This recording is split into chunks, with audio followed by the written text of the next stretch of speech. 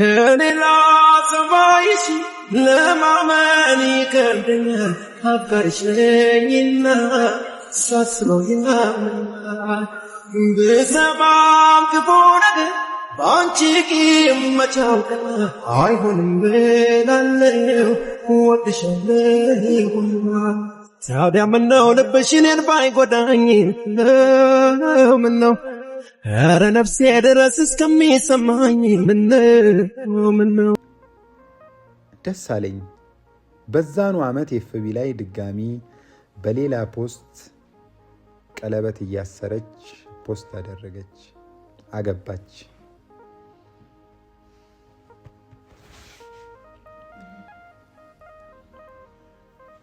ካላነሳም አፍቃሪ ነኝ፣ ፍቅርን አውቀዋለሁኝ፣ እንዲከፋት አልፈልግም፣ ግን በጣም እሳቀቃለሁ። ታለቅሳለች፣ እንዳይከፋት እንዳይደብራት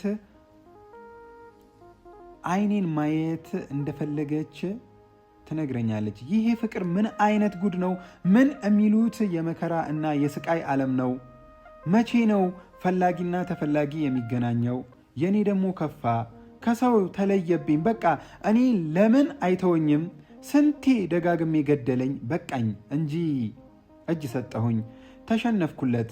በቃ ላብድ ደረስኩኝና ተለያየን። እኔ ግን ከዛን ቀን በኋላ ሰላም የለኝም። የልጅነት ፍቅሬ አዲስዬን የራሴን ለማድረግ ዋጋ የከፈልኩበትን ከሞት በቀር ሁሉንም ስቃይ ያየሁበትን በተቃራኒ እኔ ያየሁትን የስቃይ ህይወት እንዳያይ የአንድ ሰው ህይወት ማዳን። በሌላ በኩል የእኔ አፍቃሪ ሌላ አፍቃሪ አላት። እሱስ ለምን ይሰቃይ? ላብድ ደረስኩኝ። በቃ እኔ ጨካ ግን ያፈከርካት ሴት ያለች ሌላ ሴት ማፍቀር ወሰን? አዎ በቃ እሷ ከምትጎዳ እኔ ያሳለፍኩትን የህይወት ፈተና ከምታሳልፍ ሳላፈቅራት እሺ ልላት፣ ነገ ማታ እንገናኛለን አልኳት። ለሌላ ፈተና አዳማ ሄድን። እዛም እንዳሰብነው አልሆነልንም። የእነሱ ውለታ ከብዶን እንጂ አዳማን አናውቃትም። ከዛም ቀን ስራ አለ የተባለበት ቦታ እንሄዳለን፣ አናገኝም። ማታ ተመላሽ እናወጣለን፣ የምግብ ቤት ትራፊ አንዳንዴ እናጣለን።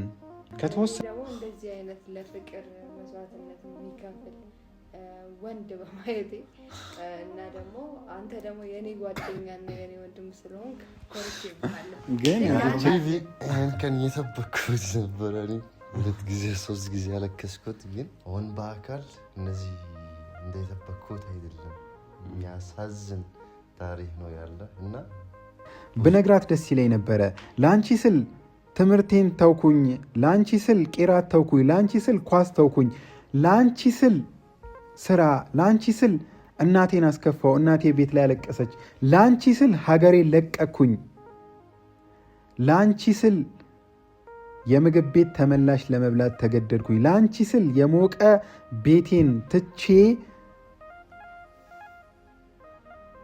በአንድ ብልድ ልብስ ብርድ ውስጥ ኖርኩኝ፣ ላንቺ ስል ምግብ አጥቼ የሰው ሀገር ላይ ታመምኩኝ ብላት ደስ ይለኛል። ግን አንድም ቀን በእሷ የተነሳ እንደተከፋሁኝ እንዲሰማት አልፈልግም። አያውቀውም። ዝም ብለን አብረን እንቀመጥ አለችኝ። እሺ ግን ሰላም ነው? እሱስ ያስታውቃል። እኔ ግን ምን አይነት ቀሽም ነኝ? አንተ አንድ ቀን ስከፋ አወክብኝ። እኔ ግን ይህ ሁሉ ህመም ስቃይ ተሸክመክ እኔ ጋር እየመጣክ አንድ ቀን አንድ ፍንጭ እንዴት? አረ በስመ አብ ጨካኝ ነኝ። ይባስ ብዬ ከህመምክ እንዳታገግም አጠገቤ ለራሴ ደስታ ስል የኔን የቀዘቀዘ ህይወት እንድታሞቅ አንተን ከእሳት ማገድኩክ።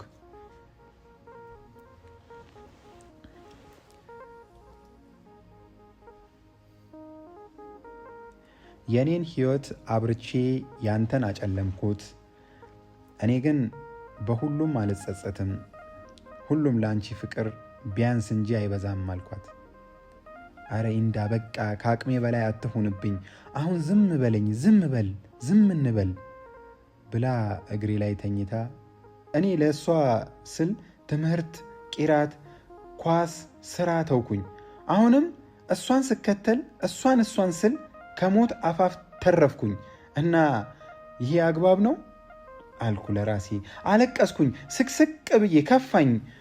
እንደ ዛሬ ተሰምቶኝ አያውቅም። እንደዛ ታምሜ ነገ ሄጄ ላገኛት ማሰብ ጀመርኩኝ። ጌታዬን እንዲያሽለኝ ለመንኩት፣ ተማጸንኩት። ነጋ። ተነስቼ ለመሄድ ካልጋዬ ላይ መነሳት አልቻልኩም። ጨከነብኝ ጌታዬ። የእኔ ቅርቤ ጠይቄው አሳፍሮኝ የማያውቀው ዛሬ ተወኝ። ለካ ስህተት ልመና ነው የለመንኩት። ፍቅር ሌላ ሃይማኖት፣ እሺ ይወደኛል።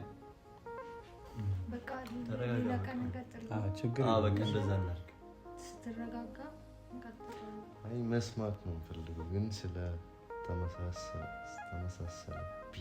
ከአንተ ጋር ችግር የለም። በቃ ነው ሌላ ጊዜ ችግር እረሳለሁ።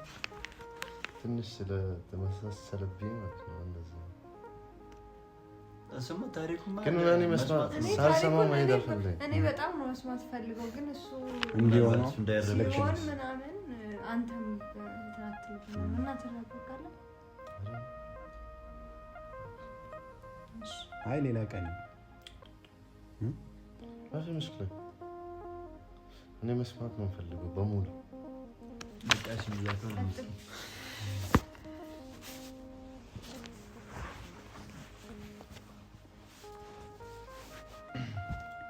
ለረሳት በሞከርኩኝ ቁጥር ፍቅሯ እየጨመረ መጣ። አንድ ቀን እረፍት ሰዓት ከክላሳችን ፊት ለፊት ቁጭ ብለን አዲስዬ ከጓደኛዋ ጋር መጣች። ፊት ለፊቴ ቆመች። ዝም አልኳት። ቆማ ቀረች። እንድናወራ እንደሆነ ገብቶኛል። ዝም አልኳት። ግን አይኗን ሳየው ልክ እናቱ ትታው እንደሄደች እንደተከዘ ሕፃን ልጅ ሆነችብኝ። አፍቃሪዋ ነኝ፣ አዘንኩላት። ሄጄ ያወራኋት አዲስዬ ምን ሆንሽብኝ? እኔ እንጃ አላቅም፣ ግን እንዲህ እንድንሆን አልፈልግም። እሺ እንዴት እንድንሆን ነው የምትፈልጊው? በቃ እንደ በፊቱ እንደ ድሮው። ዝም አልኩ። ግን እኔ አላሳዝንሽም? አንተ እኔ አላሳዝንክም? እኔ እኮ ጤናዬ ትክክል አይደለም። ራሴን ለማስታመም እየሞከርኩ ነው። አንቺ እንሁን የምትይው ለእኔ ከባድ ህመም ነው፣ ስቃይ ነው። ለምን የሚሰማሽን እውነተኛ ስሜት አትነግሪኝም? ታምኝኛለሻ? አዎ በሚገባ። ስለዚህ እውነታውን ንገሪኝ፣ እኔ በሚስጥር ይዘዋለሁኝ። የሚሰማሽን ስሜት ነው ማወቅ የምፈልገው። ሁሌም አብረከኝ እንድትሆን ጓደኛ የሆነክ እንደ በፊቱ ተጫዋች ሆነክ። ውስጤ በጣም አዘነላት፣ ሆዴ ተላወሰ። እሺ ልላት ፈልጌያለሁ። አዲስዬን ካስደሰታት የኔ ስሜት ገደል ይግባ። ለሷ ልኑር፣ ለሷ ልሙት፣ ለሷ ፍቅር ካጣሁ አይበልጥኝ። በሐሳብ ጭልጥ ብዬ ጠፋሁኝ። ኢንዳ ምን አልከኝ ስትል ከሰመመኔ ነቃሁኝ። አዲስዬ ስሞትልሽ ተረጅኝ። አብሬሽ በሆንኩኝ ቁጥር ለአንቺ ያለኝ ፍቅር ይጨምራል።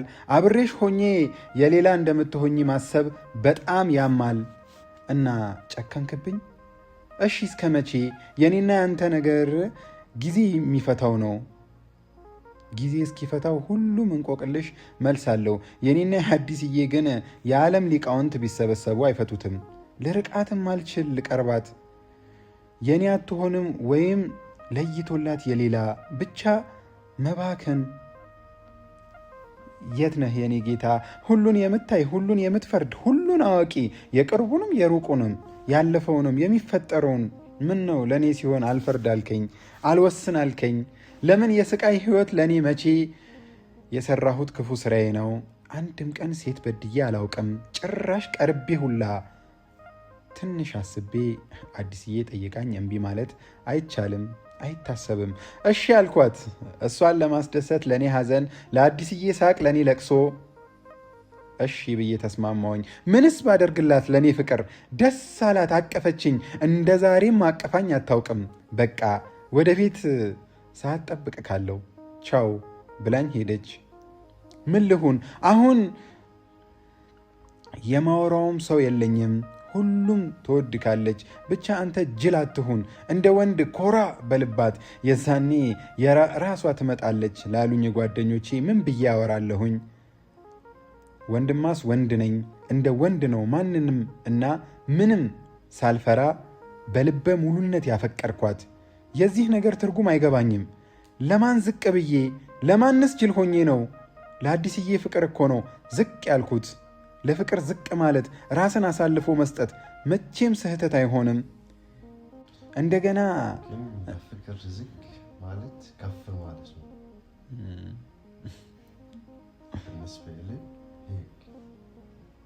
ልክ ነህ። እንደተለመደው እስከ ቤት ሸኛታለሁ፣ ቤተ ክርስቲያን ይሄዳለሁ፣ እስከ ቤቷ ሸኛታለሁ። በቃ የውስጤን ህመም ለቅሶ ትቼ እሷን እንዳይደብራት እስቃለሁ። ወሬ ፈጥሬ አወራታለሁ፣ አስቃታለሁ። በዚህ ሁሉ መሃል ዳጊ አለ። እንዳይቆጣኝ አልነግረውም። እሱን እየተለየው እሷ ጋር ሄዳለሁ። አንድ ቀን አወቀብኝ። ለምን ትደብቀኛለህ? ትንሽ ብትተዋት እኮ ትመጣ ነበረ። አልችል እሷን እንዲከፋት እንድታዝን ምንም ፈልጋ እንድታጣ አልፈልግም። እሱስ ልክ ነህ። ታምነህ ካፈቀርካት የእምነትህን ዋጋ ከአዲስ ሳይሆን ከፈጣሪህ ታገኘዋለህ። አይዞህ፣ ሁሌም ከጎንክ ነኝ። ደስ አለኝ። ዳጊ ፍቅርን የሚረዳበት መንገድ በጣም ያስገርመኛል፣ ደስ ይለኛል። አፍቅሮም ፍቅረኛ ኖሮትም አያውቅም፣ ግን ከሁላችንም ቆንጅዬ ነው። ሁሉ የተሟላለት ጫማ፣ ልብስ የሚቀያየር፣ ራሱን የሚጠብቅ ኩል ሰው። የሚያነበው መጽሐፍ ይሆናል፣ አንባቢ ነው። እኔንም የተወሰኑ መጽሐፎች እንዳነብ አድርጎኛል። አሁን አልፈራም። እንደ ሁል ጊዜው ዳጊ ያለልኝ። ግን የአዲስዬ ባህሪ እኔ በፈጠርኩት ክፍተት ነው መሰለኝ ተቀይሯል። ለእኔ ቅድሚያ ብትሰጠኝም ሌሎችን ታወራቸዋለች። እኔም ይህንን ክፍተት ለማጥበብ ማንንም እንዳታገኝ አብሬያት ሆናለሁ። ባለችበት ሁሉ አለሁኝ። አንድ ቀን ከአቅሜ በላይ በሆነ ህመም ክላስ ቀረውኝ። በጣም ጨነቀኝ። በአንድ ቀን ሁሉንም ጨርሰው የሚጠብቁኝ የሚጠቀልሏት መሰለኝ። ፈራሁ። ለዳጊ ደወልኩለት። እባክህን ውለታ ዋልልኝ። ዛሬ አዲስዬ አንተ ሸኛት እስከ ቤት ድረስ እሺ? ግን ለምን ቀረክ? በጣም ታምም ያለሁኝ። በስመ አብ በወልድ። አረ ያንተስ ከፋ። የጤና ህመም ባትታመም እንደማትቀር አውቃለሁኝ። ግን አሁንም ለእሷ ነው የምትጨነቀው? እባክህን ወንድሜ ያልኩህን አድርግልኝ። እሺ በቃ መጥቼ ጠይቅካለሁኝ። እሺ በቃ ና፣ ግን አደራ። የመጽአት ፈገግታ ፈገግ ብሎ ወይኔ እግዚአብሔር። እሺ ቻው። ለአንድ ቀን ቤት ሆኜ ታምሜ መዋል ብዙ ቀን ሆነብኝ። ናፈቀችኝ። ህመሙ ይሁን የአዲስዬ ነፍቆት አለቀስኩኝ። በጣም ነበር የታመምኩት። አቤት መነሳት አልቻልኩም። ሐኪም ቤት ሰው ተሸክሞኝ ነው የወሰደኝ።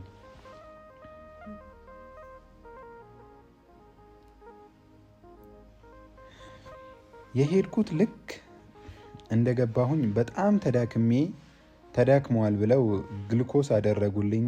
ምክንያቱም ሲናገሩ ምግብ በአመጋገብ እና በሰዓቱ እንደማልመገብ ነገሩኝ። ዶክተሩ ምንም አልተሳሳተም። ጠዋት ከቤት ስወጣ እበላለሁኝ። ትምሮ ሄጄ ስመለስ አዲስዬን ስሸኛት ይመሻል። ትንሽ የሆነበት ቆይቼ ድጋሚ ቤተ ክርስቲያን ሄጄ አምሽቼ እስከ ቤቷ እሸኛታለሁ። እቤት እመለሳለሁ። አንዳንዴ ራት እበላለሁ። ግን ከአዲስዬ ጋር ያሳለፍኩት ጊዜ ጥሩ ካልሆነ ስመለስ ቤታችን በር እስከ ሌሊት 6 ሰዓት እቀመጣለሁ። ሲደብረኝ እገባለሁ። ሳልበላ ጥቅልል ብዬ ተኛለሁ። በቀን አንዴ ከበላሁ ነው ብዙ ጊዜ። የህልሜን ንግሥት በህልሜ መጥታልኝ፣ የሆዴን ረሃብ በህልሜ እሷን ጠግቤ ይነጋል። ህይወት እንደዛው ይቀጥላል። ጠዋት ተነስቼ እሄዳለሁኝ። ግን የዶክተሩ እውቀት ገረመኝ። ተመኘሁኝ። ምን አለ አዲስዬን እንደዚህ ውስጧን መርምሮ እውነታውን ነግሮኝ ቢገላግለኝ። ችግሩ ፍቅር ከዚህ ዓለም መስፈርቶችና መለኪያዎች ውጪ ነው። 12 ሰዓት አካባቢ ወደ ቤት የታዘዘልኝን ግልኮስ ጨርሼ የመድኃኒት ማዕት ተሸክሜ ልክ ቤት ስደርስ ባላገገመ ውስጤ በተሰበረ ልቤ በፍጥነት ስልኬን አውጥቼ አንድ የሰፈር ጓደኛዬ ማን ጋር ልትደውል ነው? አዲስዬ ጋር። እንዴ ኧረ ተው፣ መቼ ነው ምትረሳት? እስኪ እርሳት። አፈጠጠ። ስማኝ ጓደኛዬ፣ የረሳኋት ቀን እዚህ አትቀመጡ፣ ዘመድ አዝማድ ጥሩና ሞተ ብላችሁ ቅበሩኝ። በመገረም እያየኝ ይስቃል። ግን እኔ የአዲስዬን ስልክ ዘጋብኝ። ዳጊ አያነሳም። በጣም ተጨነቅኩኝ። ከቆይታ በኋላ ዳጊ ደውሎ ሰላም ነው ተሻለክ? አይ የሆንኩትን ነገርኩት። በጣም አዘነ እና አዲስዬ ደህና ነች? ሸኘካት? አረ እንዳ በቃ ተዋት። አዲስ ላንተ አትሆንክም። መጥፊያክ ናት። ትቅርብክ። እስኪ ትንሽ ጊዜ ስለ ራስክ ኑር። ከፋኝ ውስጤን። አዲስዬን ማንም እኔን እንደምትጎዳኝ ሲያወራ መስማት አልወድም። ዳጊም ያቃል ባህሪን። እንዴት እንዳለኝ ገርሞኛል። ስንት ነገር አውርተን እንዲያልከኝ በቃ ላንተ ብዬ ነዋ እኮ። ለእኔ ብለክ አድርግ ያልኩክን አደረክልኝ። አላገኘኋትም፣ አጣዋት። በጊዜ ነበር የሄድኩት። አደራክን በላክ። እንዴት መታገስ ያቅትካል? ካንተ ይህንን አልጠብቅም፣ አዝናለሁ ብዬ ዘጋሁበት። ደግሞ ደወለ። አይደለም እኮ ጠብቂያታለሁ እስከ መጨረሻው፣ ተማሪ እስከሚያልቅ ብቻዬን በር ላይ በእረፍትም አግኝቻት። እንደውም በዚህ አጋጣሚ ሁሉንም አወራታለሁ ብዬ እፈልግሻለሁ፣ ወደ ቤት አብረን ነው የምንሄደው ተባብለን ተስማምተን ነበረ እና ለምን ሳታገኛት? በቃ አሞሃል፣ ህመምህን አስታም፣ ሌላ ቀን እነግርካለሁ። በቃ ጨነቀኝ፣ አሁን ነው የምፈልገው። እሺ ነገ ስመጣ እናወራለን። አሁን እረፍት አድርግ። በጭራሽ አይሆንም፣ ካልሆነ አልሞትኩም። እንደምንም ቤተ ክርስቲያን እሄዳለሁ። እሺ በቃ እስከ መጨረሻ ጠብቂያት። አንድ ልጅ ባጃጅ መጥቶ ከጓደኛዋ ጋር ወሰዳት። እያየችኝ ሄደች። ትቅርብ ኪንዳ፣ እሺ በለኝ። ልጁ ደግሞ የመጨረሻ አጭቤ ነው። ለካ ለዚህ ነው አልነገር ያልከኝ። ወይኔ ልቤ ያውቃል። ዳጊ አድርግ ያልኩትን ሳያደርግ አይቀርም። እሺ ቻው ብዬ ዘጋሁት ስልኬን። እኔ ለእሷ ስል ትምህርት፣ ቂራት፣ ኳስ፣ ስራ ተውኩኝ። አሁንም እሷን ስከተል እሷን ስል ከሞት አፋፍ ተረፍኩኝ። እና ይሄ አግባብ ነው አልኩ ለራሴ። አለቀስኩኝ ስቅስቅ ብዬ። ከፋኝ። እንደ ዛሬ ተሰምቶኝ አያውቅም። እንደዛ ታምሜ ነገ ሄጄ ላገኛት ማሰብ ጀመርኩኝ። ጌታዬን እንዲያሽለኝ ለመንኩት፣ ተማጸንኩት። ነጋ። ተነስቼ ለመሄድ ካልጋዬ ላይ መነሳት አልቻልኩም። ጨከነብኝ ጌታዬ። የእኔ ቅርቤ ጠይቄው አሳፍሮኝ የማያውቀው ዛሬ ተወኝ። ለካ ስህተት ልመና ነው የለመንኩት። ፍቅር ሌላ ሃይማኖት።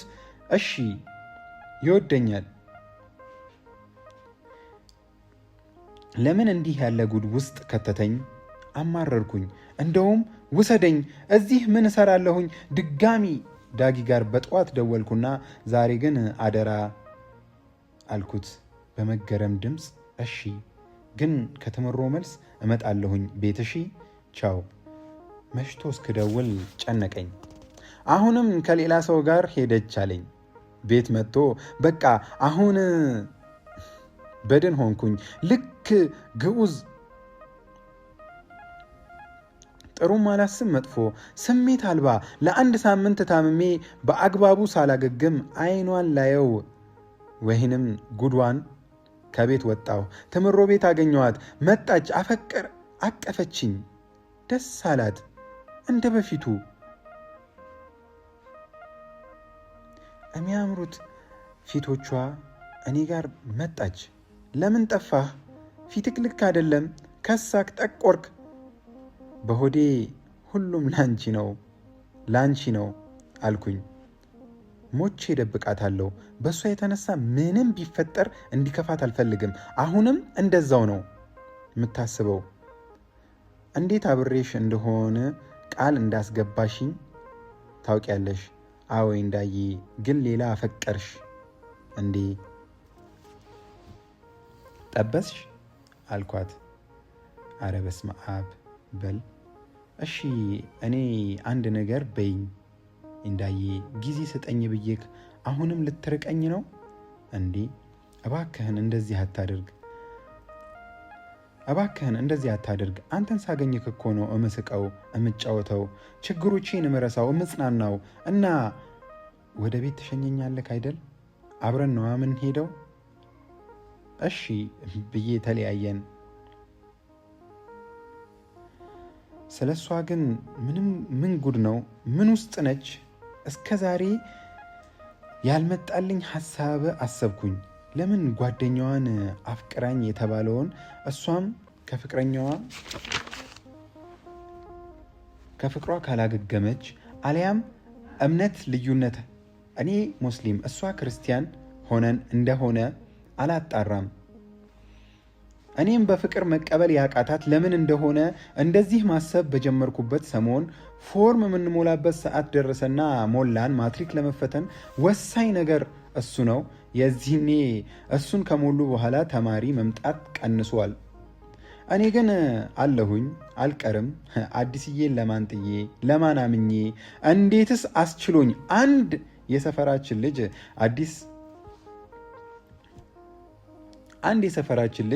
አዲስ ሰምታ የማታቀውን የደበኩትን ለአዲስዬ ስል የከፈልኩትን ዋጋ አንድ ሳታስቀር ነገረቻት። አዲስዬ አለቀሰች። ለሰፈር ጓደኛዬ የሚያሳስቧት ከባድ ነገር እንዳለና ግን ሁሉን ችዬ አብሬው ሆናለሁ በፍቅር ብላ ነገረቻት። ግን ወደ ቤት ስሸኛት ከወትሮ በተለየ ታቅፈኛለች፣ በስስት ታየኛለች። በቃ ስሜቷ በጣም ያፈቀረ ሰው ነው። እኔም እንደመሆንላት አይነት ግን ምንም ሳትነግረኝ ተለያየን። ሰፈር ስመጣ የሰፈሬ ልጅ ሁሉን ነገረችኝ። ለካስ ከወትሮ የተለየ እንዲህ የሆነችልኝ ለዚህ ነው። በቃ በጣም ደስ አለኝ። ግን ከዚህ ቀድሞ ሁለቴ እንዲህ ተስፋ አግኝቼ ስላጣሁኝ ፈራሁኝ። ደስታዬም በልኩ አደረግኩት። ነግቶ እስካገኛት ጨነቀኝ። አይነጋ የለም ነጋ። ትምሮ ቤት ሄጄ አገኘኋት። ግን በጣም ከፍቷት ነበረ። ጓደኛዋ ከቤት ተጣልታ አክስቷ ጋር እንዳለች ነገረችኝ። አዲስዬ ከኔ ጋር እንዳትሆን የሚያደርጋት አራተኛ ምክንያት ቤተሰብ ነው። አሳዘነችኝ። ኩርምት ብላ ዴስክ ላይ ተኝታለች። ጠርቼ ሳወራት ደብሯታል። በዚህ ሙድ መጠየቅ ራስ ወዳድነት መስሎ ተሰማኝ። ይዛኝ ወጣች። የምንቀመጥበት ቦታ ሄድን። ተማሪም አስተማሪም አያውቀውም። ዝም ብለን አብረን እንቀመጥ አለችኝ። እሺ ግን ሰላም ነው?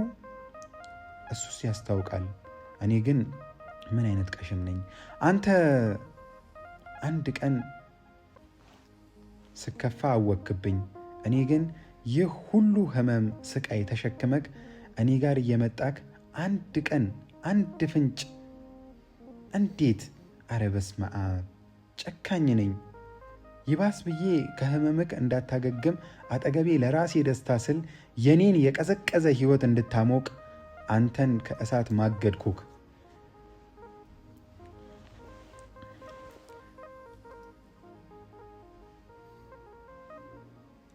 የኔን ህይወት አብርቼ ያንተን አጨለምኩት። እኔ ግን በሁሉም አልጸጸትም። ሁሉም ለአንቺ ፍቅር ቢያንስ እንጂ አይበዛም አልኳት።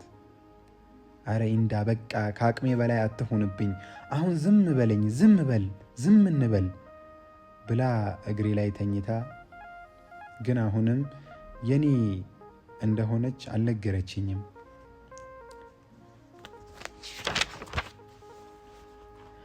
እያለቀሰች ነበረ። እንባዋ ታፋዬን ያሞቀኝ ጀመር። አልጠየቅኳትም። ይባስ አሳዘነችኝ። የመስፍን በቀለ ሁሌ የምንሰማው ዘፈን ድምፁን ዝቅ አድርጌ ከፈትኩት። የወደድኩት እኔ አንቺን ነው ሌላ ፈልግ ለምን ትያለሽ። ትንሽ እንደሰማን እኔ ልክፈት ብላ ስልኳን አወጣች እና ከዚህ ቀደም ስትሰማ ክላስ ውስጥ የሰማሁትን ዘፈን ከፈተችው። መሽ ጠላሁክ ወድ ካለው እውነት እውነት እልካለው እንደኔ የሚወድክ በዓለም ላይ ሰው አለ ወይ። እስከ መጨረሻ ክፍለ ጊዜ እንደዛ ቆየን። አብረን መታየት የለብንም ወደ አክስቴ ቤት ነው የሚሄደው። አቅፋኝ ቻው ብላኝ ተለያየ። ቀናት በኋላ ወደ ቤት ተመለሰችና እንደ በፊቱ ባይሆንም መሳቅ መጫወት ጀመረች እና ምን አሰብሽ ስለ እኔ እና ስለ አንቺ? መልሷ እሺ እንደሆነ ተስፋ እያረኩኝ ጠየቅኳት። እሷም በቃ እኔ ለአንተ የምገባ ሴት አይደለሁኝም፣ ከኔ የተሻለች ሴት እና ነው የምትገባክ። እኔ የሚሻለኝን መርጭ ያለውኝ ያላንቺ መኖር አልችልም፣ አይሆንም፣ እሺ በይኝ በቃ ብዬ አንገቴን አቀርቅሬ ሲሄድ እጄን ያዘችኝ። በቃ ልትሄድ ነው? ካሁን በኋላ አትመጣም? እንድትተወኝ አልፈልግም አለችኝ። ትቻት ሄድኩኝ። ለማትሪክ እንድንዘጋጅ የ10ኛ ክፍል ትምህርት እስከ ማትሪክ ተዘጋ። በቃ አዲስዬ 9ኛ ስለሆነች የነሱ ትምህርት አለ፣ ግን አሁንም ትናፍቀኛለች። በቀን ከትምሮ ስትለቀቅ ለሀያት አስብና እንድታየኝ አልፈልግም። በቃ ማታ ማታ ከቤተ ክርስቲያን ስትመለስ እንደ ለመድኩት ጨለማ ውስጥ ሆኜ አያታለሁ። በቃ ሁሌም እንዲህ አደርጋለሁኝ። አንዳንዴ ወንድ ሲሸኛት ላብድ ደርሳለሁኝ። እንዲህ እያለ ማትሪክ ተፈተንን። ግን አሁን ከአቅሜ በላይ የሆነ ነው። በቃ ልረዳት አልቻልኩም። ልተዋት አቃተኝ። ከሰፈር ልጆች ጋር ስናወራ ሌላ ሴት ከጠበስክ እንደ ምረሳት ነገሩኝ። ግን እንዲህ እንደሚወራው ጠፍቶኛል። ከአዲስዬ ሳፈቅራት በስህተት ሌላ ሴት አውርቼ አላቅም። ሰፈራችን አቅራቢያ አንድ ሴት አገኘዋት። ማውራት ጀመርን። በሳምንቱ ፍቅረኛ ሆንን። ግን አዲስዬ መርሻ ብለው መርሳት አልቻልኩም። አሁንም ማታ ማታ እየሄድኩኝ አዲስዬን አያታለሁኝ። በስህተት ሌላ ሴት አውርቼ አላቅም። ሰፈራችን አቅራቢያ አንድ ሴት አገኘዋት። ማውራት ጀመርን። በሳምንቱ ፍቅረኛ ሆንን። ግን አዲስዬ ከእሷ ሌላ እንዴት ማስመሰል? የጓደኞችን ምክር ሰምተህ ሌላ ፍቅረኛ? አዎ በቃ እሷን ለመርሳት ከሌላ ሴት ጋር ግንኙነት መፍጠር ነው ያለብህ። ልጅቷን ሳወራት ደግሞ በጣም በቃ ከኔ ጋር መሆን ፈልጋ ነበረ። ከዛ ምረሳት ከሆነ አዲስን ማለት መሞት ነው የቀረኝ። ከሞት ውጭ ሁሉንም ነገሮች ሞክሬያለሁ። ማለት ከሆነ ሰው ጋር ፍቅር መጀመር ያን ሰዓት ላይ በጣም ተራ ነገር ነው። ግን ልረሳት አልቻልኩም። አዲስዬ መርሻ ብለው መርሳት አልቻልኩኝም። አሁንም ማታ ማታ እየሄድኩኝ ማትሪክ ከተፈተን እየሄድኩኝ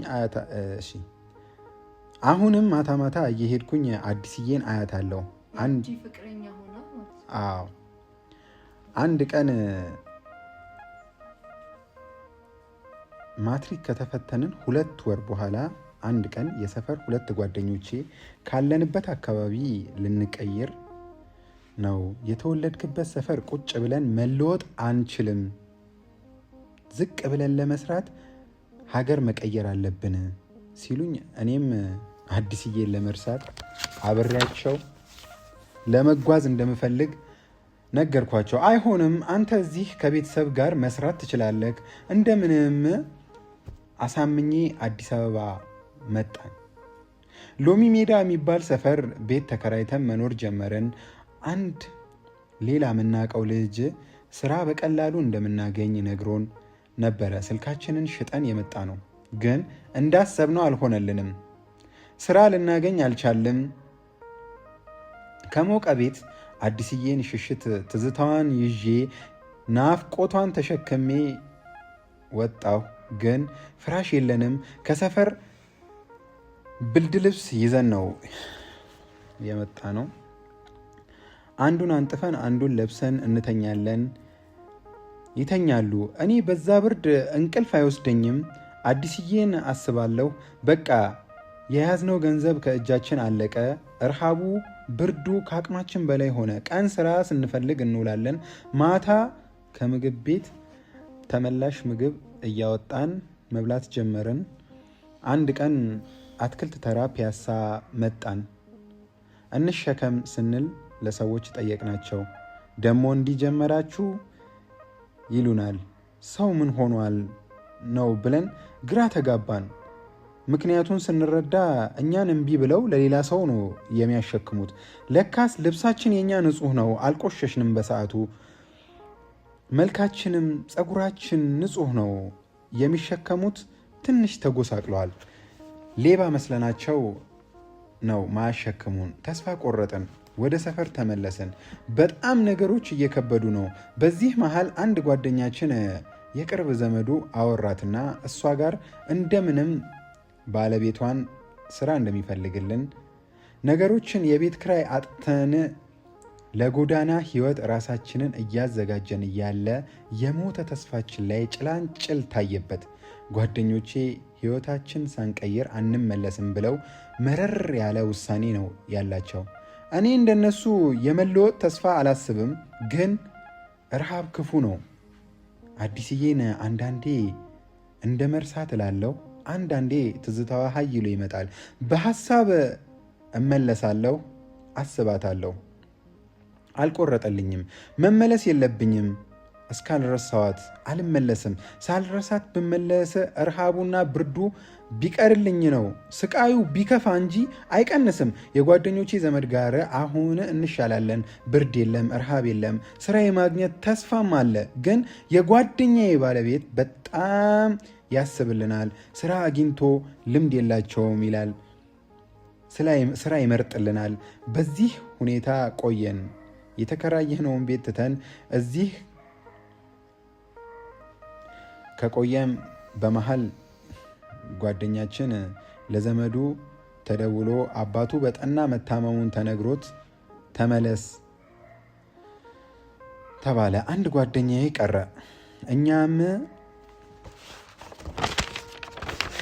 እኛም ለጓደኛችን ዘመድ አዳማ ስራ እንደሚገኝ እንዳለ ነገር ናቸው። የመሳፈሪያ ገንዘብ ተቀብለን ለኪስ የተሰጠን ብር ተሰጥቶን ለሌላ ፈተና አዳማ ሄድን። እዛም እንዳሰብነው አልሆነልንም። የእነሱ ውለታ ከብዶን እንጂ አዳማን አናውቃትም። ከዛም ቀን ስራ አለ የተባለበት ቦታ እንሄዳለን፣ አናገኝም። ማታ ተመላሽ እናወጣለን፣ የምግብ ቤት ትራፊ አንዳንዴ እናጣለን። ከተወሰነ ጊዜ በኋላ የጓደኛችን ባለቤት ኑ ስራ ተገኝቷል ብሎ ጠራን። ጎዳና የመውጣት ጫፍ ላይ ደርሰን ድጋሚ ተስፋ ሰጡን። ወደ አዲስ አበባ ተመለስን። ግን እስክንመጣ ስራው ላይ ሌላ ሰው ገባ ተባለ። በቃ መከሩን። ወደ ቤተሰብ ተመለሱ አሉን። እምቢ አላለም። ብሩን ተቀብለን ጓደኛዬ እንዴት ነው የምንመለሰው? የነበረኝን አጥቼ እኔ አሁን አዲስዬን እንደ በፊቱ አትናፍቀኝም፣ ግን ልረሳት አልቻልኩም። ትዝታዎቿ ተደማምረው የመጡ ቀን አለቅስ ነበረ እና ድሬዳዋ ባትሰሩ የምትበሉበት ሀገር ነው ብሎ አንድ ሰው ነገረን። ድሬዳዋ ሄድን፣ ግን ድሬዳዋ እንደተባለው አልተቀበለችንም። ድሬዳዋ ላይ ላገኘነው አንድ ሰው ስለ ድሬዳዋ የሰማነውን ነገር የድሬዳዋ ፍቅር እዛ ተራራ ላይ ተቀብሯል፣ አሁን እንዲህ የለም አለን። እምንበላው አጣን። ኦሬንጅ በዳቦ እንበላለን፣ ስራ እንፈልጋለን፣ ልናገኝ አልቻልን። በመሃል ታመምኩኝ። ያው የምግብ እጥረት ነው።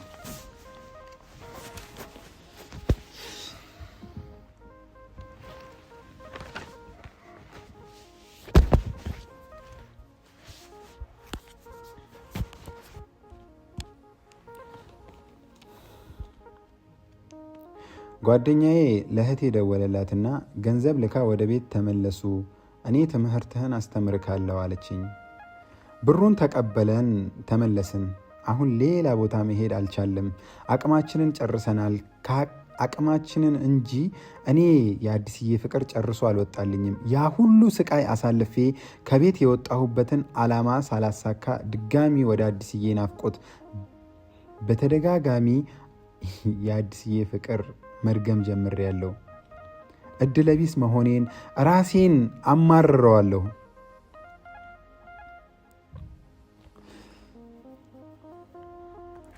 እንደተለመደው ከመሸ ቤተ ክርስቲያን አቅራቢያ ጠበቅኳት። የለችም። በተደጋጋሚ ቢሄድም ላገኛት አልቻልኩም።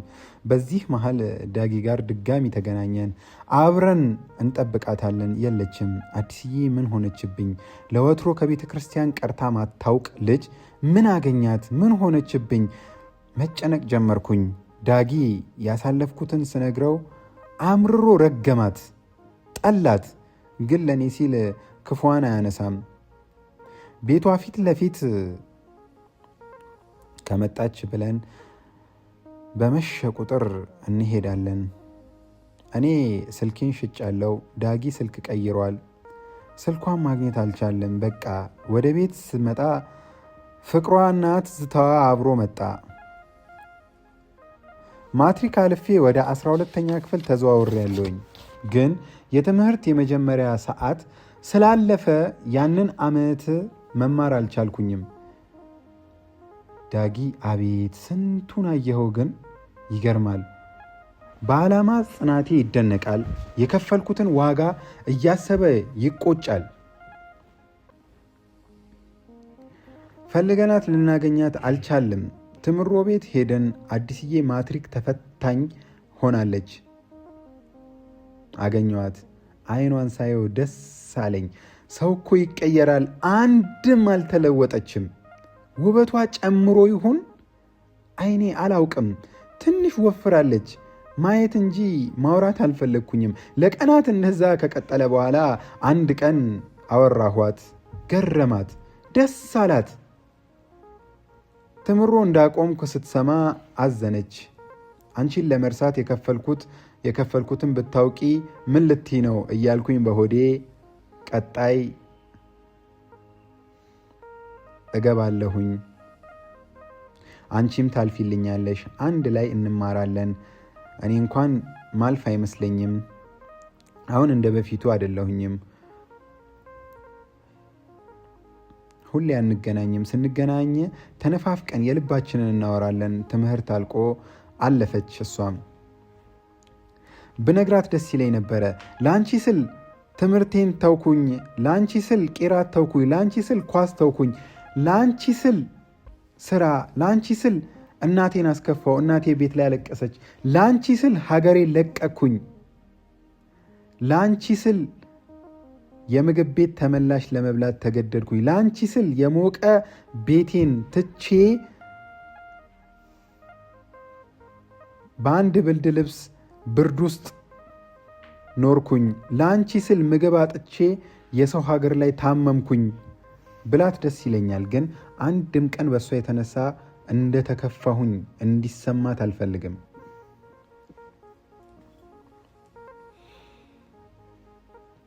የምትማርበት ትምህርት ቤት ለመመዝገብ ሄድኩኝ። እምቢ አሉኝ። 1 ዓመት ከማትሪክ በኋላ ማቆም አይቻልም። ሌላ ትምህርት ቤት ገባሁኝ። አዲስዬን ከምትማርበት ትምህርት ቤት ስትመለስ በእኛ ትምህርት ቤት ነው የምታልፈው። እኔ የመንግስት ትምህርት ቤት አላስገባም ስላሉኝ የግል ነው የምማረው። ታዲያ እኔ በጊዜ ወጥቼ እጠብቃታለሁ። አንዳንዴ መንገድ ላይ ቀይራ ስጠብቃት አምሽቼ ብቻዬን ሄዳለሁኝ። ግን መንገድ የምትቀይረው ሆነ ብላ ነው። አዲስዬ ሌላ ወንድ ጋር ፍቅር ጀምራለች።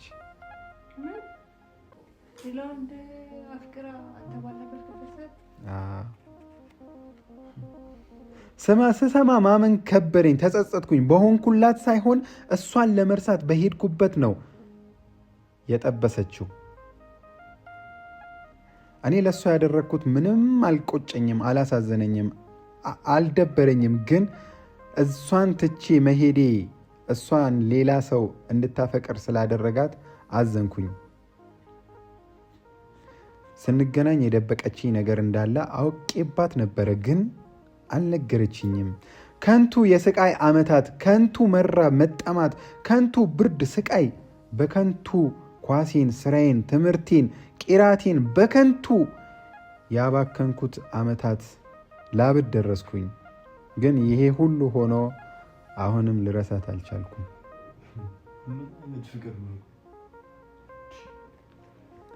በቃ አናወራም፣ ተዘጋጋን። ጓደኞቼ ይመክሩኛል። ያኔ የተባለችውን አብሮ አደጓን ጠብሳ ከብዙ ሴቶች ጋር እየሆንክ አስቀናት። ግን እኔ ያንን ማድረግ አልፈልግም። ምክንያቱም አንድ ቀን አብሮ አደጓ ጋር ለመታየት ሞከርኩኝ። በጣም ነው የተከፋችው። ማለት ጓደኛ አብሮ አደጓ ጋር እሷን ለማስቀናት ብለህ ነው? አዎ አንድ ጊዜ ማለት ነው ክላስ እያለን እኔ 10ኛ ክፍል እሷ 9ኛ ክፍል እያለች ምንድነው የሚገመተው 4 ነገሮች ሆኑ። አንደኛው የአዲስ ጓደኛ ለመጀመሪያ ጊዜ የተዋወቅኳት ልጅ የእሷ አብሮ አደግ ናትና እሷ ከአንተ ፍቅር ስለያዛት አዲስ እሷን ላለመበደል ነው ያንተን ፍቅር ማትቀበልክ። ሁለተኛው እምነታችን፣ እሷ ኦርቶዶክስ ናት፣ እኔ ሙስሊም ነኝ። ሶስተኛው እሷም አፍቅራ ተጎድታ ገና አላገገመችም። አራተኛው ደግሞ ቤተሰቦቿ ጫና ያለባት ነውና እሷን አዲስን ለመበቀል ብለክ ከእሷ አብሮ አደጋ ፍቅር ጀምር አይነት ነገር ነው የሚሉ። አዲስዬ ላይ ደግሜ ያላደረግኩትም በቃ እኔን የያዘኝ ፍቅር ይሄንን አያዝም፣ ይህንን አይፈቅድም። አዲስዬ የተከፍታ ከማይ ምንም ይቅርብኝ። መቼም አዝና ተከፍታ ማየት አልፈልግም። ማንም እንዲያስከፋብኝም አልፈልግም። ለማንም አልፈቅድም። ግን በጊዜ ሂደት ግድ የለሽ ሰው ሆኛለሁ። ከሰፈራችን አቅራቢያ ያለች ፍቅረኛ መርሻዬ ሆና እንድትኖር ባስብም ነገር ግን አንድም ቀን እንደ ፍቅረኛ ሆነን አናቅም። በእኔ ምክንያት ነው። አሁን ግን ከእሷ ጋር ብቻ ሳይሆን ካገኘሁት ጋር አወራለሁ። የአዲስዬን የሌላ መሆን ትንሽ ከፍቅሯ ፈቀቅ አድርጎኛል። እንደዚህ ግድ የለሽ ሰው መሆን አልወድም፣ ግን ተላመድኩት። ማፍቀር ዝቅ አያደርግም፣ ማፍቀር ርካሽ አያደርግም። ታምነክ ለአንድ ሰው መኖርን ነው ውስጤ የሚወደው። በምኖረው ህይወት ደስተኛ አይደለሁኝም። ከሁሉም ጋር ማውራት፣ ለሁሉም ተስፋ መስጠት፣ መጀናጀን፣ ለእውነተኛ አፍቃሪ አፍቅሮ ሁሉን ያለ ስስት መስዋዕት ላደረገ በፍቅር ውስጥ ለዓመታት ለኖረ ሰው ይሄ ከ10ሩም ሰው ጋር ማውራት ቆሻሻነት፣ ተራ ሰው መሆን ነው። ግን ግድ የለሽ ሆንኩኝ። በቃ አዲስዬን ለመርሳት እማልወደው ዓለም ውስጥ መኖር ጀመርኩኝ። ቆየሁበት። ግን አልፎ አልፎ አዲስዬን ሳያት ወይንም የምንገናኝበት ቦታዎች ሳይ ፍቅሯ ልክ እንደተዳፈነ እሳት ፍም ይወጣል፣ ይነዳል። ምን ላይ ናት? ተለያይታት ይሆን? ላውራት፣ ልጠይቃት መልሼ ተወዋለሁኝ። በማልወደው ዓለም እየኖርኩኝ ቢሆንም ግን ስቃዩ ቀንሶልኛል፣ ተስማምቶኛል። የኔና የአዲስዬ የእህል ውሃ እጅጉኑ ይገርማል። ከ2 ዓመት በኋላ ሁለታችንም ወላይታ ሶዶ ዩኒቨርሲቲ ተገናኘን።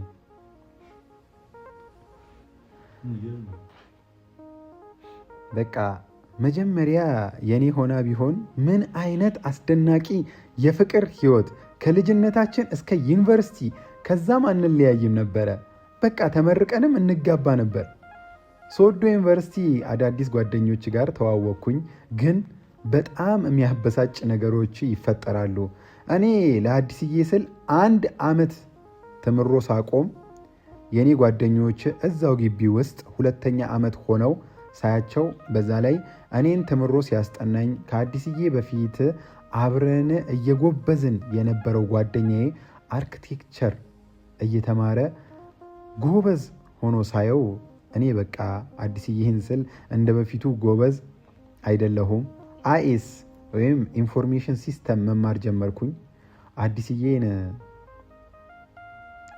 ከፍቅረኛዋ ጋር ተጣልታለች ከሰው ሰማሁኝ፣ ግን እስካሁን አላገኘዋትም። እዚህ እንደሆነች ሶሻል ናት፣ አካውንቲንግ እንደምትማር አውቅ ያለሁኝ ግን አላገኘዋትም። ውስጤ ግን ብዙ ነገሮች ለምዷል። እሷን ለመርሳት ጠብሶ እንደ ነገሩ አብሮ ሳያሳልፍ ተለያይቷል። ብዙ ሴቶች ማውራት ለምዶ ተአምረኛው እና ሀያሉ የአዲሴ ፍቅር ከልቤ ጨርሶ አልወጣም። እንዴት በቀላሉ ይወጣል? አይወጣም። የህይወት ግቤን ሁሉ ነገሬን ራሴን አሳልፌ ሰጥቻታለሁኝ። ተርቤ ተጠምቼ አልቅሼባታለሁ። በዚህ መሃል አዲስዬን አገኘዋት። ተሳሳቅን፣ በጣም ተገረምን። እንዴት በዚህ ልክ እኔና እሷ እንደተፈላለግን አወራን። ያለፈውን ጊዜ አወጋን። ጠብሳ እንደተፋታች ደስተኛ እንዳልነበረች እና ጓደኞቿ በጣም ተጭኗት እንደሆነ የጠበሰችው እና ቤተ ክርስቲያን ስትሄድ እንደማትረሳይ ነገረችኝ። በዚህ መሃል ተአምር የሆነባትን ነገር አሳየኋት። ያኔ የጻፈችልኝ ደብዳቤ ከ3 ዓመት በኋላ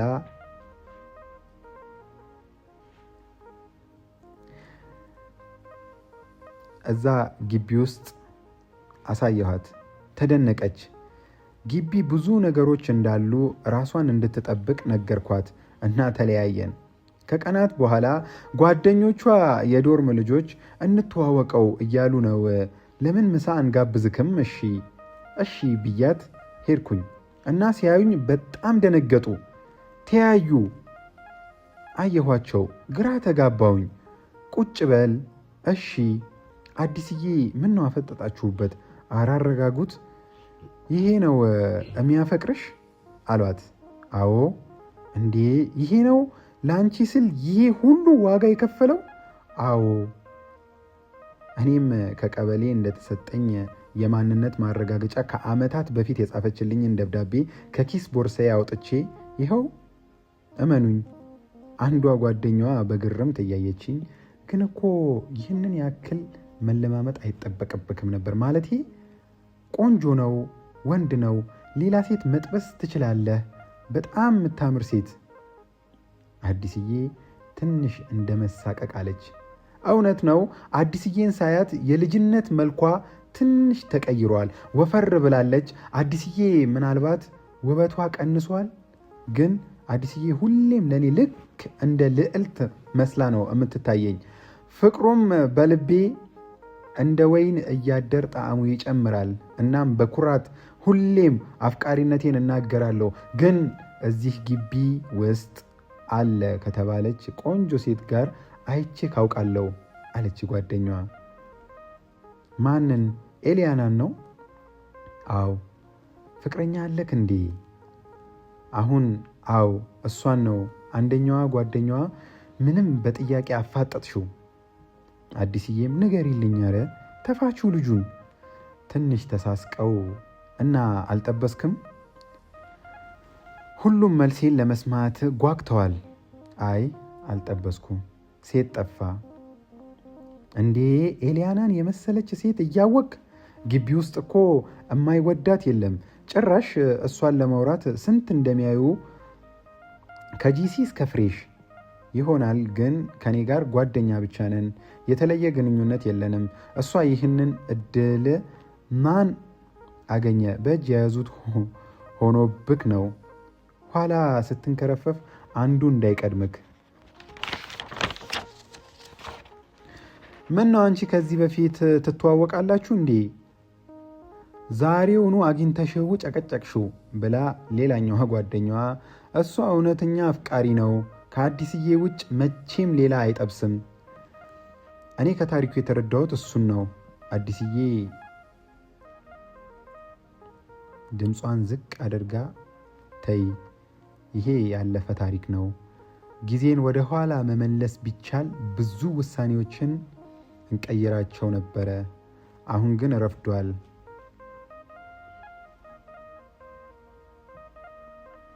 አርፍጃለሁኝ። አርፋጅ ደግሞ ሰነፍ ነው። ሰነፍ ደግሞ ያለውን ያጣል።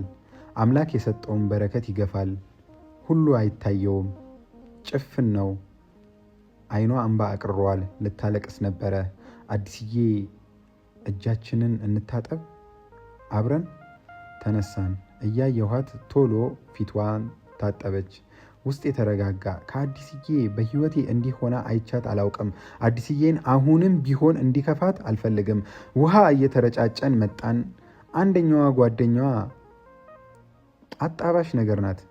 አዲስዬ ታሪካችንን ስትነግራት ተሰምቷት ይሆን አልሆነም አብረን እንድንሆን ወደ እንዴት እንደምታምሩ። ቆይ አሁን ለምን አታወሩም? ለምን አብራችሁ አትሆኑም? ዝም አልን። ዝም። ቆይ አዲስዬ ዛሬ ዶርም ብቻ እንሂድ፣ ብዙ ማወራሽ አለኝ በል ብላ እንጋብዝክ ብለን አምጥተንክ አደረቅንክ። ተሳሳቅን፣ በልተን ተለያየን። ምሽት ላይ ግቢ ውስጥ ወክ ማድረግ በጣም ደስ ይላል። ይሄ አዲስ ህይወት ነው፣ አዲስ ፈተና፣ ወጣትነት፣ መኖር ወይም መሞት፣ የህይወት ፈተናዎች አልፈን የተቃና ህይወት መስመር የምናሰምርበት። ከዚህ ግቢ ውስጥ ከኛ ሀገር የመጡ ጓደኞቼ አሉ። እናም አንዳንድ እዛው ግቢ ውስጥ የተዋወቅኳቸው ልጆች ስለ አዲስዬ ታሪክና ያ የፈረደበትን የ3 ዓመት ቆይታ ያለውን ደብዳቤ ሲያዩ አዲስዬን ለማየት ጓጉ። ካላሳየህም ብለውኝ ቁም ስቅሌን አሳዩኝ።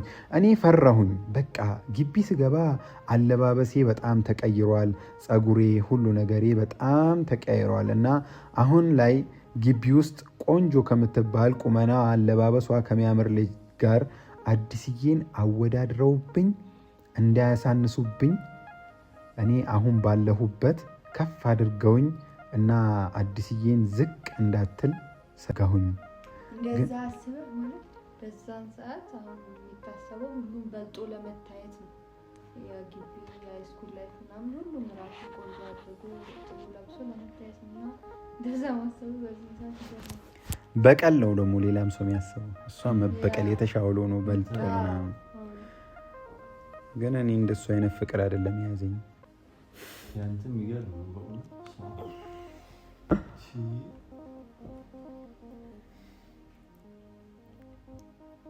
ግን እላፊ ሲሆንብኝ አሳየዋቸው። ግን እንደሰጋሁት አልነበረም። ቆንጅዬ ናት አሉ አንዳንዶቹ። አታፊዝ አናምንክም ብቻ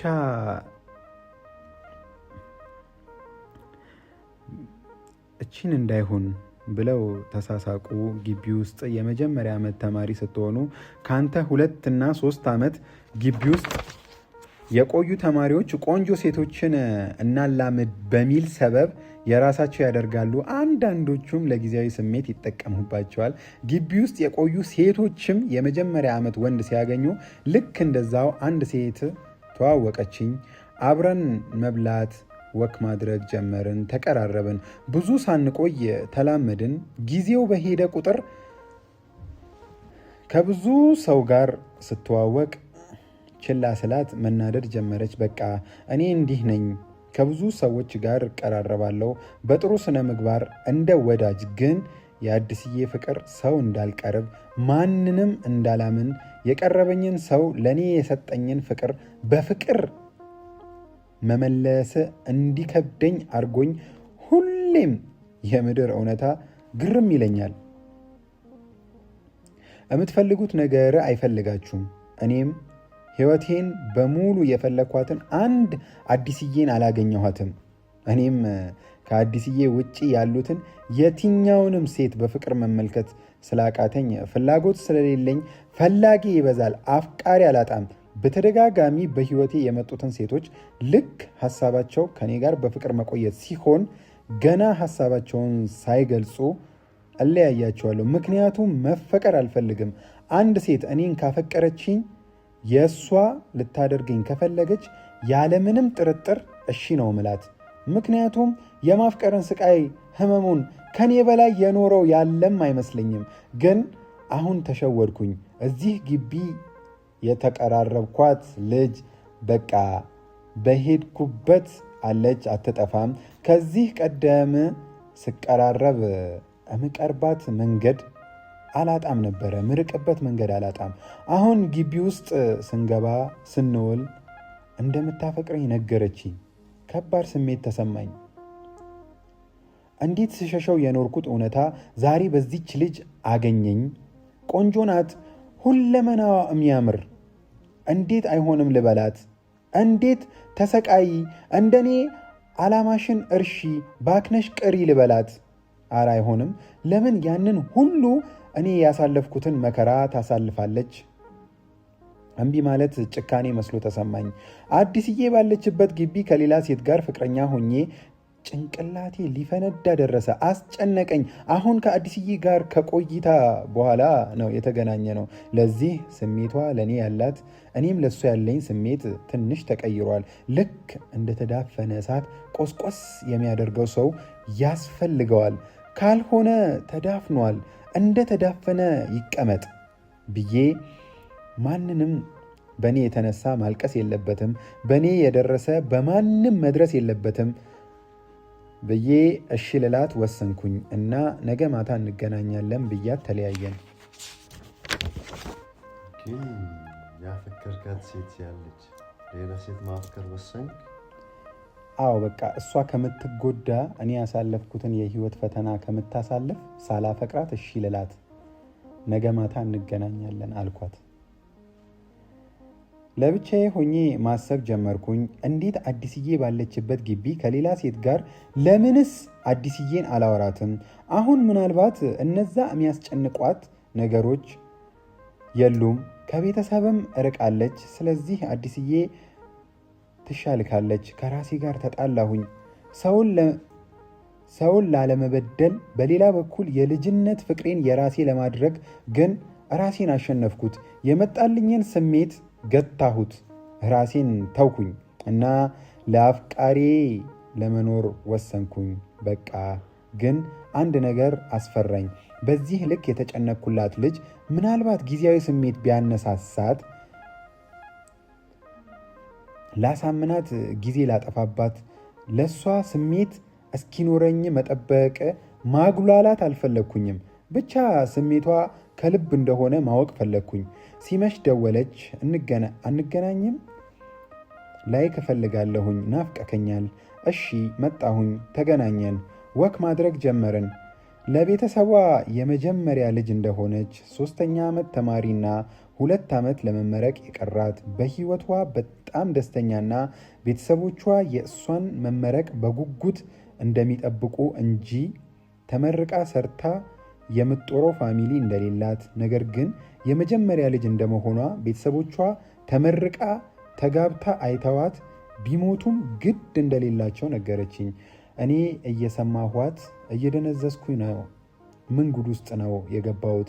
እና ስሜትክን ንገረኝ። ምን ልንገርሽ? እዚህ ነኝ፣ ግን የተወሰነ ጊዜ እንግባባ እና መልሴን ልንገርሽ።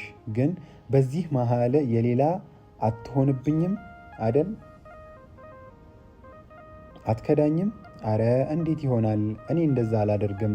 አንተ እኮ አይደለህም ማላም ነው የዚህ ግቢ ተማሪ እንጂ አባቴ። ሆዴን ቀድጄ ልቤ ውስጥ ካላስቀመጥኩክ አንዷ ሙጭልፍ እንዳታደርገኝ። እዚህ ግቢ ወንድ እጥረት አለ ማለት ነው? ኖ ወንድ እኮ አይደለም፣ ታማኝ የፍቅር ሰው እኮ ነው የጠፋው። አረ ታዲያ እኔ ታማኝ እንደሆንኩኝ በምን አወቅሽ? እንዲሁ ይሰማኛል። በቃ ልቤ ይነግረኛል። በቃ ዶርም ግቢ ነገ እንገናኛለን። አረ ለምን ትንሽ አታመሽም እንዴ? 6 ሰዓት ሆኗል እኮ። ባልለይህ ደስ ይለኝ ነበረ። በቃ እሺ ቻው። እና እንደዚህ በየቀኑ መገናኘት ጀመረን። አንድ ቀን ግን ላገኛት ስመጣ ከአንድ ወንድ ልጅ ጋር ሆና አየኋት። ቁጭ ብለዋል። እሷ ፊቷን አኮሳትራ ነው የምታወራው፣ እሱ ደግሞ እያለቀሰ። ልክ ስታይኝ ደነገጠች፣ ተርበተበተች። እያየኋት ወደ እኔ ስትመጣ ልጁ ተነስቶ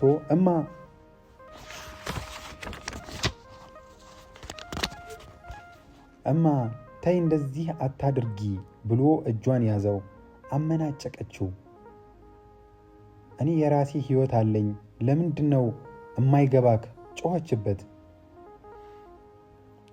ስማኝ እሱ የምወደው ልጅ ነው አይቶናል እና በዚህ ነገር ከተጣላን መቼም እንዳላይክ ብትሞት ይሻልሃል ብላ እየሮጠች ወደ እኔ መጣች።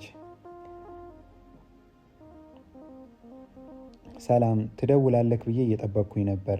ለነገሩ እኔም ልደውል ስል ያየከው ልጅ እኮ የክላስ ልጅ ነው። ዝም ብሎ ማልቀስ ይወዳል። ምንም ዝም አልክ? ምን ነው ዝም አልክ? አይ እንዲሁ ነው። ነገ እንገናኝ።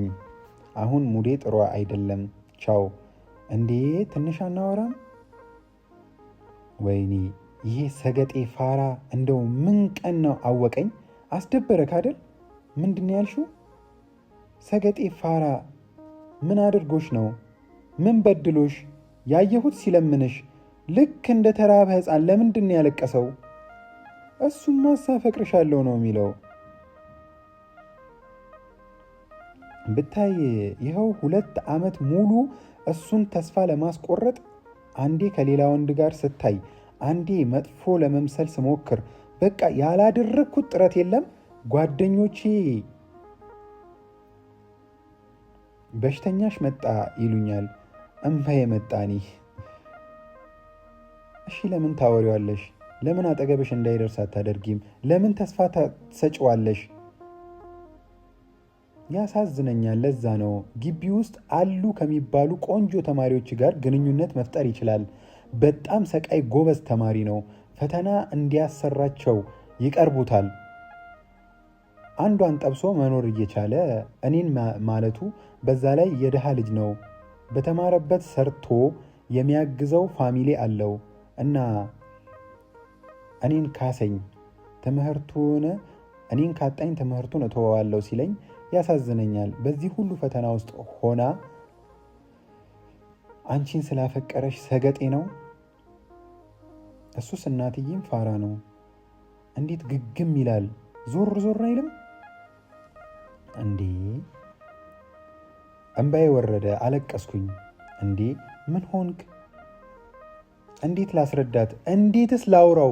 የውስጤን ህመም እንባዬ እንደ ፍጥርጥሩ ያስረዳት። ከገባት ገባት ነው።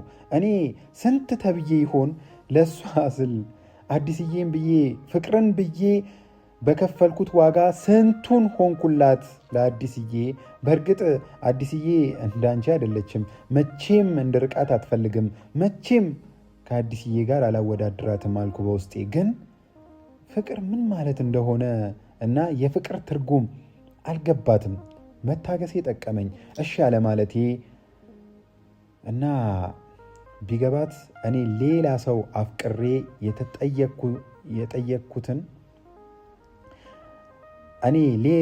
አፍቅሬ የተሰቃየሁትን እንዳትሰቃይ አስቤላት ከሷ ምንም ፍቅር ሳይዘኝ እሺ ልላት አብሬያት ልሆን አስቤ የመጣሁት ልጅ አዝኜባት ተመለስኩኝ። ተከፍቼ ሊሄድ ነው። በቃ ሙዴ ጥሩ አይደለም። አረ አይሆንም፣ ትንሽ ቆይ፣ በጣም ናፍቀከኛል። አይሆንም ቻው ብያት ሲሄድ እጄን ያዘችው እና እሺ ምን አደረክልኝ? የፍቅሬን ነገር እባክህን እጎዳብሃለሁ። መልስክ ጥሩ ይሁን። ውስጤን አደፋፍሬ አይሆንም፣ እኔ አንቺ ልሆን አልችልም። በዚህ መሃል አዲስዬ ከርቀት አየኋት እና እንዳታይን ቶሎ እጄን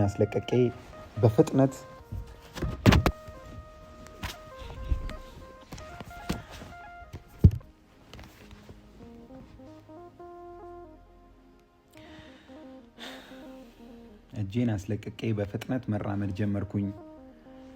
አዲስዬ ቆመች። ከጓደኛዋ ጋር ነበረች።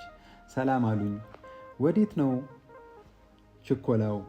ዶርም ትንሽ ደብሮኛል፣ በጊዜ ልግባ ብዬ ነው እና አንሸኝክ? እሺ። ጓደኛዋ ለምን አንቺ አሸኘውም? በዛውም ትዝታችሁን ታወራላችሁ። አዲስዬ አረ ነይ አንቺ የሞተ የተቀበረ ዘመድ የለሽም? ትዝታ ለማን ሊረባ? አሁን ሁሉም ተረስቷል። ካለፉት ጊዜያት ለአንዱ እፎይታ ለአንዱ ጸጸት ሆኖ ያ ታሪክ ተዘግቶ ይኸው ኢንዳም አዲስ ታሪክ ለመጻፍ እየተዘጋጀ ነው። በይ በይ ይሄ ነው እኮ ትዝታ፣ ሌላ ምን አልኩና እኔ ዶርም ጠብቅሻለሁ። እየሳቀች ሮጥ ብላ ሄደች። ለምንድን ነው እኔን ስትይኝ ልጅቷን ትተሃት የሄድከው? ደነገጥኩኝ። ለካ ሳይታኛለች። ደበረኝ። ለማስመሰል ሞከርኩኝ። አይ እንዲሁ ስለጨረስን ነው። አረ እንዳተው ውሸትም ጀመረክልኛል። እሺ እንዳይደብርሽ ነው። አይ ጊዜ ግን አይገርምም? እኔም ለአንተ እንደዚህ ነበር የምጨነቀው። ግን እኮ ለእኔ ስሜት ማሰብ አልነበረብክም። እንደውም ልትበቀለኝ ነበር የሚገባው። አረ መቼም አዲስዬ አላደርገውም። ግን እኮ ለእኔ ስሜት ከሆነ ዛሬ ተያየን እንጂ እኔ ሁሌም ነው እማይክ። ሁሌም ወቅ ስታደርጉ ዶርም ድረስ ስትሸኛት ስትሳሳቁ የኔና የአንተ ዘመን ያስታውሰኛል። ትንሽ ፈገግ ላለሁኝ፣ አንዳንዴ ደግሞ ብላ ዝም አለችኝ። እኔ ስሜቴ ተረብሿል። ምን ልበላት? በአንቺ የተነሳ ነው የማወራት። ከአንቺ ተምሬ አፍቃሪ እንጂ ፍቅረኛ አደለንም። እኔ ታማኝ አፍቃሪ ነኝ። ልቤ ውስጥ በቀላሉ ሴት አይገባም። ልበላት? ምን ይሻለኛል? ምናልባት አዲስዬን ካወቅኳት ጊዜ አንስቶ እስካሁን እዚህ ግቢ ውስጥ የኔ ላደርጋት የምችልበት ትክክለኛ ቦታ እንደሆነ ተሰማኝ። ዝም ብዬ ማሰላሰል ጀመርኩኝ። ኢንዳ ደበረክ እንዲ? ዝም አልከኝ። ደግሞ ዶርም ደረስክ ወይንም በቃ ግባ። አረ በጭራሽ እሸኝሻለሁ። ባይሆን በጀርባ እንመለስ። ሌላኛዋ ሴት አይታኝ እንዳይደብራት በውስጤ። አዲስዬን ግን አልገባትም። ብቻ ልሸኝሽ ስላት ፊቷ ብርት አለ። እያወራን እየተሳሳቀን ዶርም ደረስን። አትጥፋሺ።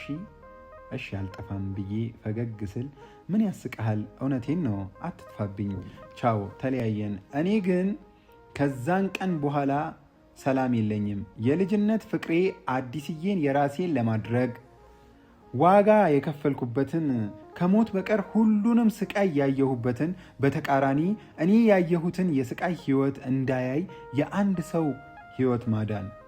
በሌላ በኩል የእኔ አፍቃሪ ሌላ አፍቃሪ አላት።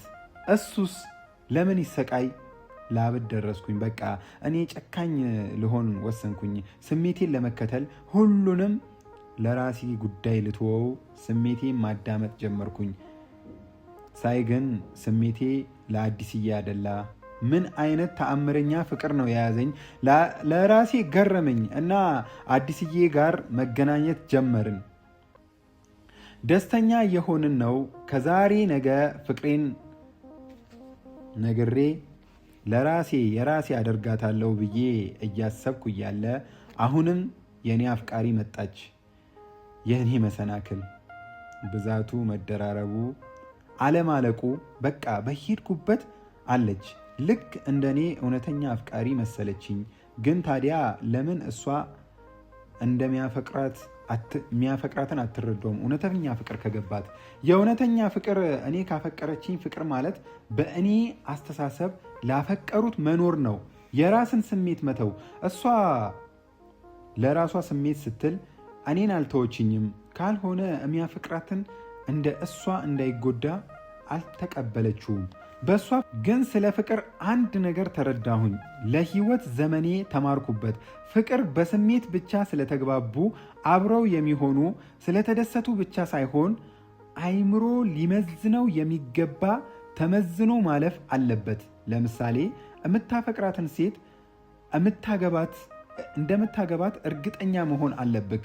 እርግጠኛ ለመሆን በመጀመሪያ ባህሪዋን፣ አመለካከቷን፣ ለሰዎች ያላትን ክብር፣ ፍቅር፣ በቤተሰብክስ ዘንድ ተቀባይነቷን፣ የእምነት ልዩነታችሁን በአእምሮክ መዝነክ፣ በልብክ ውበቷን፣ ሌላ ነገሯን አድንቀክ አፍቅረክ እንጂ አይሆንም። ምክንያቱም እኔና የኔ አፍቃሪ መሃል ፍቅር ይዞን ያቃል እንጂ በአስተሳሰብ እንለያያለን። ፍቅርን የተረዳንበት መንገድ የኔ ህይወት ፈተና አያጣውም።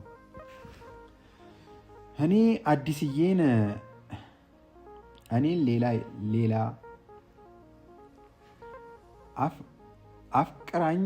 አፍቃሪ ሌላ አፍቅሯት ውስብስብ ያለ ህይወት ውስጥ ከተቱኝ። አሁን ግን ከአቅሜ በላይ ሆነ። ጥሩ የረሳኋትን አዲስዬ መናፈቅ ጀመርኩኝ። ጉጉት ውስጤ ገባ። መረጥኩኝ በቃ አዲስዬን የኔ ለማድረግ። ግን ጊዜው ሄደ። ለገና በዓል ፈርስ ሴሚስተር ትምሮ ተዘጋ። ለእረፍት ወደ የቤታችን ተመለስን። ግን በዚህ መሃል አፍቃሪ ሰላም ነሳችኝ። በቃ ትደውላለች፣ ስልክ አላነሳም። አፍቃሪ ነኝ፣ ፍቅርን አውቀዋለሁኝ። እንዲከፋት አልፈልግም፣ ግን በጣም እሳቀቃለሁ። ታለቅሳለች። እንዳይከፋት እንዳይደብራት አይኔን ማየት እንደፈለገች ትነግረኛለች። ይሄ ፍቅር ምን አይነት ጉድ ነው? ምን የሚሉት የመከራ እና የስቃይ ዓለም ነው። መቼ ነው ፈላጊና ተፈላጊ የሚገናኘው? የኔ ደግሞ ከፋ፣ ከሰው ተለየብኝ። በቃ እኔ ለምን አይተወኝም? ስንቴ ደጋግሜ ገደለኝ። በቃኝ እንጂ እጅ ሰጠሁኝ፣ ተሸነፍኩለት። በቃ ላብድ ደረስኩኝ እና ስትደውል አለማንሳት ፈለግኩኝ። መቼም መደወል አታቆምም፣ ቅር አይላትም። በቃ ድምፅ ክል ሰማው ነው። እናወራለን። ሁሌ የእሷ ለቅሶ ከአቅም በላይ ሆነ። ጓደኛዋ ደወለችልኝ፣ አወራችኝና አሁን አልፈራሁም። አስረዳኋት ያለሁበትን ጭንቀት ተረዳችኝ። በቃ አወራታለሁ ብላ ዘጋችው ስልኩን። ከብዙም ቆይታ ደወለች አፍቃሬ። በቃ ስቅስቅ ብላ አለቀሰች። ላረጋጋት ሞከርኩኝ፣ አልሆነም። ከአቅም በላይ ሆነ። ስልኬን ለ3 ቀን አጠፋሁት። ልክ ስከፍተው ብዙ ቴክስት አለው። ጓደኛዬ ደወለችልኝ። የወሰንኩት ውሳኔ ስህተት ነው እና በቃ ሁሉን ትቼ አብሬያት እንደሆን፣ ራሷን የማጥፋት ሙከራ እንዳደረገች፣ ስልክ ካላወራኋት ያለሁበት እንደምትመጣ ነገረችኝ። በቃ እኔን የያዘኝ አይነት ፍቅር ነው የያዛት። ሩቅ ነው ሀገሯ። ለመምጣት ከወሰነች እንደዛው ነው። በቃ እሺ ልላት፣ ስሜቴን ልገታ፣ ለእሷ ታማኝ ለመሆን እና አብሬያት ለመሆን ወስኜ ተምሮ ከእረፍት መልስ ተከፍቶ ገባን ግቢ። በቃ ልነግራት አዲስዬን እና ፍቅሯን ልሰዋው። ለዘመናት ከአይኔ የፈሰሰውን እንባ አሁንም ለአዲስዬ ወደ ውስጥ እያለቀስኩኝ፣ እንባዬ ወደ ውስጥ እንዲያለቅስ አድርጌው ከውጭ የማስመሰል ፈገግታ ፈገግ ብዬ አፍቃሪዬን ልቀበላት ስል አፍቃሪዋ ትዝ አለኝ። እንደዛ ስቅስቅ እያለ በአይነ ህሊናዬ መጣ። አሳዘነኝ። እንዴት ልጨክንበት? ህመሙን ስቃዩን በተግባር ኖሬ አይቼዋለሁኝ። አይምሮዬ ሊፈነዳ ደረሰ። ይህንን ሽሽት ግቢ መግባት ቀነስኩኝ። ክላስ መቅጣት ጀመርኩኝ። ከግቢ ውጪ ጓደኛዬ ጋር ማደር ጀመርኩኝ። በቃ ግቢ ያለገባሁ ቀን ሰላም እሆናለሁኝ። አፍቃሪዬን ሳገኛት ለሳምንት ሙዴ ይቀየራል፣ እጨነቃለሁ። እዚህ ሁሉ መሃል ሆኜ አዲስዬ ትናፍቀኛለች። ምን አይነት ፍቅር እንደያዘኝ፣ ምን ቀን ፍቅር እንዳወቅኩኝ እኔ አፍቃሪ ሆኜ ካየሁት ከባድ ስቃይ በብዙ እጥፍ ተፈቃሪ ሆኜ አየሁት። ስቃዩ በረታብኝ፣ ላብድ ደረስኩኝ። አፍቃሪ እያለሁኝ ራሴን ብቻ ነው ምጎዳው። ግን አሁን በእኔ የተነሳ ሌላ ሰው መጎዳቱ እረፍት ነሳኝ። በቃ የሚሻለው ራሴን መጉዳት ነው። አፍቃሪዋ ብዙም እየተጎዳ አይደለም።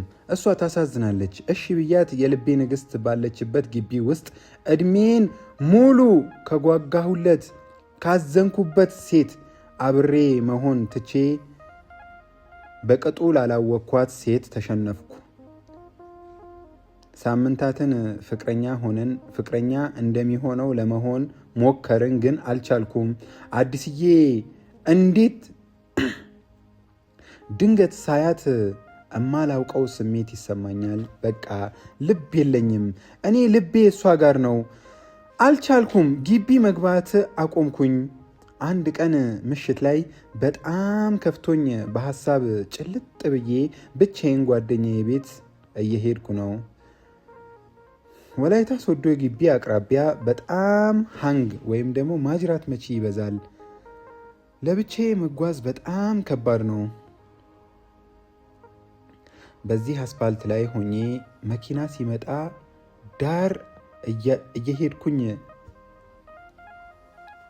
እየያዝኩኝ ለመሄድ እየሞከርኩኝ ሳለሁ አዲስዬን ማሰብ ጀመርኩኝ። የሃይስኩል ትዝታችን መጣብኝ። የኔ መሆን በምትችልበት ሰዓት የኔ መሆን አለመቻሏ አበገነኝ።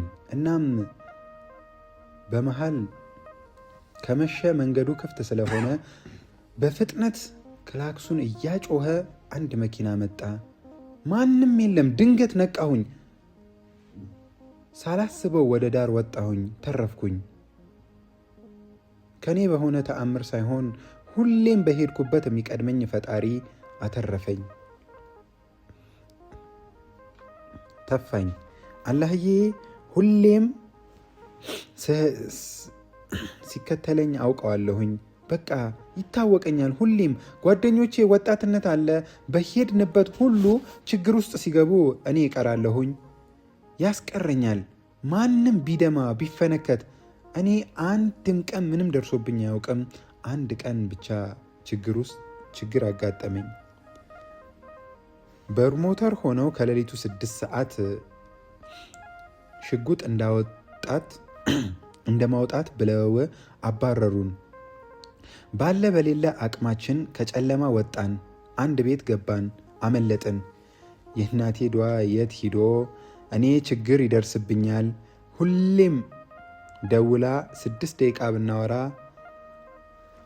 4ቱን ደቂቃ 10 ደቂቃ ብናወራ 8ቱን ደቂቃ ዱዓ አድርጋልኝ እንለያያለን። አሁን ከግቢ ውጪ በተደጋጋሚ ከሞት ተረፍኩኝ። ግቢ መግባት አለብኝ፣ ግን እንዴት ነው ግቢ ምገባው? ሞቼ በተገላገልኩት እልና ግን ለምን ለእናቴ ልኑርላት? ስለዚህ የአዲስዬ ፍቅር ድጋሚ ተምሮ ሊያስተወኝ ነው። ምክንያቱም አልቻልኩም። አመቱ ወደ መገባደዱ እየደረሰ ነበረና ይህንን አመት እንደምንም ጨርሼ ቀጣይ አመት አቤት ሆኜ ቀጥላለሁኝ። በቃ ይሄ ፍቅር የሚባል ነገር እኔን አንድም ቀን ሳይጠቅመኝ 4 አመት ሙሉ አንገላታኝ፣ አጉላላኝ። በቃ ስልኬን ዘጋሁኝ፣ ጠፋሁ። እምኖርበት አቅራቢያ የግል ትምህርት ቤት ለመማር ወሰንኩኝ። ድጋሚ አዲስዬን ብዬ ሌላ ፈተና ውስጥ ገባሁኝ። እኔ የምማረው አይኤስ የሚባል ፊልድ ነው፣ ኢንፎርሜሽን ሲስተም። እዚህ የለም። ስለዚህ እዚህ አካውንቲንግ እንደ አዲስ መማር አለብክ ብለውኝ ከወላይታ ሶዶ ግቢ ያመጣሁትን ግሬድ ሪፖርት የ1 ዓመት የትምህርት ውጤት ቀርቶ ሌላ ፊልድ፣ ሌላ ድካም፣ ሌላ መንከራተት። በቃ እኔም 1 ዓመት ከሚያልፈኝ ዳግም ሶዶ ሄጄ ታግሼ ለመማር ወሰንኩኝ። ትምሮ ተከፍቶ ሄድኩ። ከመሄዴ በ3 ቀን 3 ዓመት ሆነብኝ። ያሳለፍኩት የክረምት የእረፍት ጊዜያት እጅግ የተረጋጉና ሰላም ነበራቸው። ግቢ መጥቼ ያበድኩ መሰለኝ። በቃ ራሴን ተጠራጠርኩት። አዲስዬን ሳያት ልቤ ውስጥ ካለ አዲስ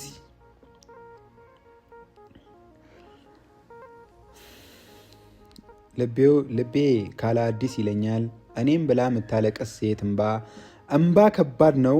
እኔ የፈራሁት ራሷን ታጠፋለች የተባለው ነበረ። ግን ስንራራቅ ትረሳኛለች። እንደ አዲስ ትምሮ ወደ ቤት ተመልሼ በምኖርበት አቅራቢያ የመጀመሪያ ዓመት ሆኜ ተመዘገብኩኝ። አዲስዬም ብዬ ያላጣሁት ምን አለ እስኪ? በቂራት ማውቃቸው ጓደኞቼ የተከበሩ ኡስታዝ ሆኑ። በኳስ ማውቃቸው በወር እስከ 100,000 ብር ያገኛሉ። በትምሮ ማውቃቸው እዛው ግቢ ውስጥ አርኪቴክቸር እየተማሩ ነው። በስራ የማውቃቸው የራሳቸው ቤት ንብረት ኖራቸው፣ እኔስ ግን አንድም ነገር የለኝም። ያለኝን ነገር ሁሉ አጣሁኝ። አሁንም እያጣሁኝ ነው። እስከ መቼ ነው እንደዚህ የምቀጥለው? በቃ አማረርኩኝ። አሁን ትዝታ የሚባል የለም። ፍቅር ሁሉንም ረገምኩት። የስራቸውን ይስጣቸው። እንደ አዲስ ህይወትን ጀመርኩኝ እና ትምሮ ቤት ጓደኛ ኖረኝ። አዳዲስ ነገሮችን መሞከር ጀመርኩኝ። አንድ ጓደኛዬ ለምን ለ40 ቀን ዳዋ አትወጣም? አሁን ዳዋ ማለት እንዲህ ቃሉ ምናምን ጥሪ ምናምን ማለት ነው፣ ወደ ፈጣሪ መጣራት ምናምን ነው። ግን ዳዋ በሚል የሆነ ሱባኤ ምናምን እንደምትገቡት ምናምን ገዳም እንደሚካሄደው ምናምን ለ40 ቀን እንደዚህ አይነት ነገር አለና አሁን የሚያስፈልግህ እሱ ነው። ካልሆነ ያኔ የሰራከው ስህተት እድሜ ልክህን እየተከታተለህ ህይወትህን ያበላሸዋል እና ለራስህ እና ለአላህ ጊዜ ስጠው። ማንንም በመሃል ሳታስገባ ለ40 ቀን በአላህ መንገድ ተሰደድ። ሁሉም ጥሩ ይሆናል። እዚህ ትምሮ በአግባቡ አልተጀመረም። እኛም ያለንን ነገር እንሸፍናለን። በ4 ላይ የግል ትምሮ ቤት ብዙም ቁጥጥር የለም። ምክሩን ተቀብዬ ለ40 ቀን ለአላህዬን ብዬ ከቤት ቤተሰቤ ከሰፈሬ ርቄ ሄድኩኝ። እኔ ጌታዬን አላህዬን ማወቅ አይደለም መዘናጋት ነው። ለዛም ነው ለካስ አስታውሱ፣ ማስታወስ ለነዛ ላመኑት ይጠቅማልና። እውቀት የሌለው በጨለማ እንደሚጓዝ ነው። እውቀት ያለው በብርሃን እና እንደሚጓዝ ነው። መንፈሴ ተረጋጋ። ወደ ቀልቤ ተመለስኩኝ። ያሳለፍኩት ጊዜ ጸጸተኝ። ደስታ የሌለበት ቦታ፣ ከተከለከለ ከሐራም ቦታ አላህዬን ያስከፋሁት ያሳመመኝ ጌታዬን የወንጀሌን ክምር እፊቱ ይዤ ሄድኩኝ። እንዴት ማህርታን ልጠይቀው አፈርኩኝ። እየኖርኩት የነበረው 4 ዓመታት የሰራሁት አንድ መልካም ስራ ጠፋኝ። እዛ ቦታ ላይ በተማርኩ ቁጥር አላህዬን እንዴት እንዳስከፋሁት በደሌ ጌታዬን ምን ያህል እንደታገሰኝ አመመኝ። ደሞ እኮ የሚገርመው ማረኝ። በእዝነት አይኑ አየኝ። መንፈሴ ተረጋጋ። ልቤ የእሱ እንጂ የማንም ቤት እንዳልሆነ ገባኝ። አነገስኩት። ልቤ ላይ 40 ቀኑን አልቆ እንደ አዲስ እንደተወለደ ሕፃን ስቦርቅ ወደ ቤት ተመለስኩኝ። አሁን ኳስ፣ ትምህርት፣ ጎን ለጎን ስራ፣ እምነቴ ላይ ጠነከርኩ።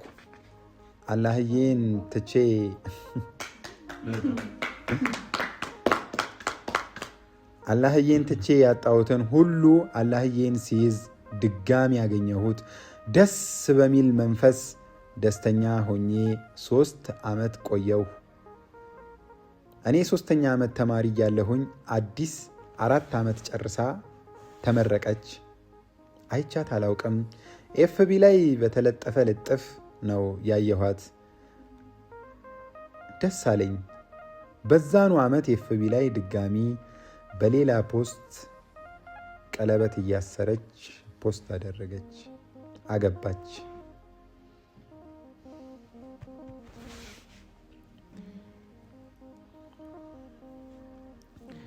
በ2014 ላይ አገባች። ለ7 ዓመት የቆየው የኔ እና የአዲስ የፍቅር ታሪክ እኔን ብዙ አስተምሮኝ አንገላቶኝ ከብዙ መከራ በኋላ ያጣሁትን አላህዬን ለኔ መልሶልኝ እሷን የሌላ ሰው ሚስት አድርጓት እኔን ለብቻዬ አስቀርቶ ተጠናቀቀ።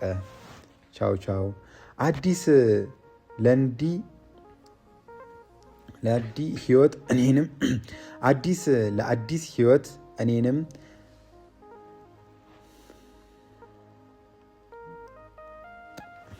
ቻው ቻው። አዲስ ህይወት እኔንም ለአዲስ ህይወት በቀጣይ ዓመት ለቤተሰቤ ተመረኩላቸው።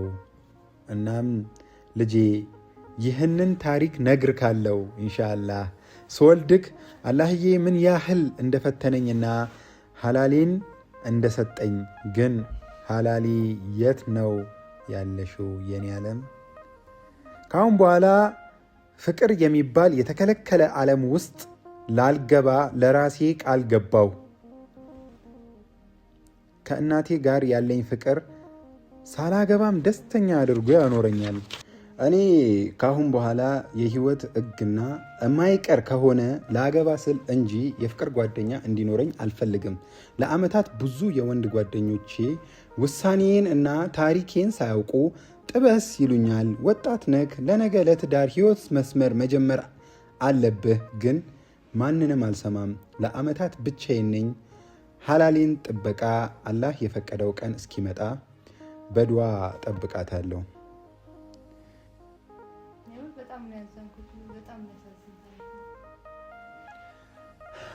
እና እንግዲህ ውድ ቤተሰቦች በዚህ ታሪክ እንደተማራችሁበት፣ ምናልባት የሚያዝናናለው አላቅም፣ ብቻ ያው ቁም ነገር እንደጨበጣችሁበት እንደተማራችሁበት አምናለሁኝ። ብዙ ሰው ይማርበታል። ያው ቁም ነገር ነው፣ በጣም ትልቅ ቁም ነገር ያለው ታሪክ ነው። ብዙ ሰው ይማርበታል ብዬ አስባለሁ።